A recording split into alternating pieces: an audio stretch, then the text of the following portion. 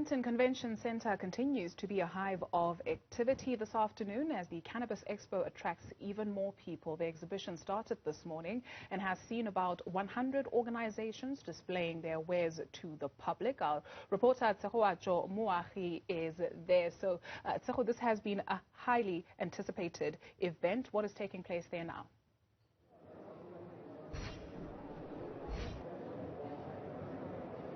Well, good afternoon, Dudu. It really has been a very highly anticipated event, and it is a hive of activity.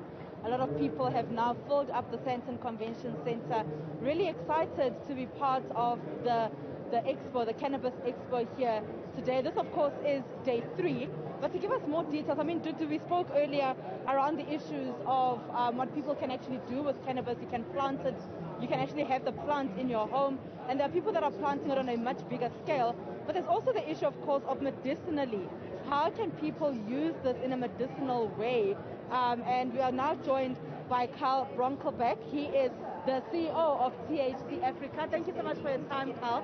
So, Carl, let's start off with the medicine issues around cannabis and what people are actually using this for. Right, thank you, Zeko, very much for having us today. So, look, in terms of medical cannabis in its own sort of form is a multivitamin for many, many things. You know, medicinally it's very, very good.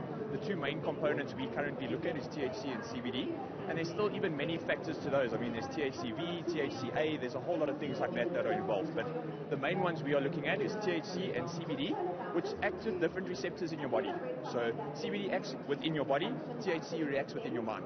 So CB1 receptors sit in your brain, that's the one that THC activates with, and then the CB2 receptors are the ones that the CBD actually works within your body. So it helps to realign everything to get you back working correctly. So, you know, people with arthritis, the liquid calcifies in their joints. It helps to stop the calcification of that. So it helps to get your body regulated and back to normal again. And the CB1 for THC helps you with your mind to understand the pain is a little bit less than what it's supposed to be. You know, everybody suffers with a bit of pain. So it's more so for general treatment. Rather than taking 20 different types of medicines, you can now take one type of medicine for all of those. And that's where we're at. Now, Carl, there have been some myths, of course, around the issue of taking CBD or cannabis really for medicinal purposes. How are you guys trying to kill those myths? So look, education is the most important thing when it comes to anything. So our main focus is to educate people and the country and the citizens of South Africa on what cannabis really is and all the factors that go into it. So, you know, there's myths of, oh, it's going to change your mind and change you forever, and if you smoke it, you'll never want to get up again, and you'll be lazy and you can't think, and, you know, there's all sorts of things like that, but it's very big misguided misconceptions, you know.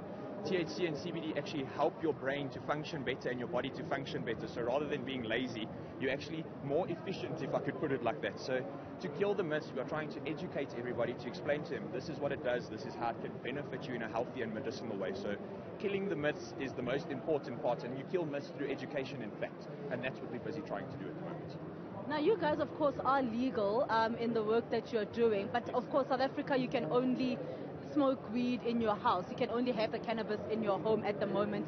Do you think things really need to change in the country, just especially because for the medicinal purposes? Absolutely. So, you know, if you're going to give people the availability to this type of medicine, they need to be able to consume it where they are comfortable doing it. You know, if I work in one part of the city and I live in another part of the city, if I need to medicate at some point through the day, do I have to drive all the way back home? So we are trying to build on that, and that's specifically what we are about. So, you know, we help to license people with medicinal cannabis cards. We then can dispense to them to their homes, so you don't have to leave the comfort of your home, which is nice. But if you do, there needs to be places where you can go where you can consume cannabis. And, you know, once you've got a medicine, you go and pick up headache tablets, you keep them in your handbag. Wherever you are, you can take that. Why can't we have the same thing with cannabis? Because it is still a medicine at the end of the day. So that's what we're trying to do. And through the legal aspects, that's how we get there. Thank you so much. That is the voice of Carl Bronkelbeck. He, of course, is the CEO of THC Africa. Really just giving us details to around the medicinal purposes of cannabis. And this particular expo, there are also talks, you know, there are conversations that people are having about how one can use cannabis, and really the importance of how you actually use it is also quite important. As you heard Carl there saying that things need to change, and he's really, you know, advocating for things to change within the cannabis industry. We've got about over 100 exhibitors here today. So we'll still be having more conversations with people. We've seen that there are massage oils even in this cannabis industry. So we'll get more information about how those oils can actually assist a person with body aches. Tutu? Of this in terms of stimulating the economy are so vast.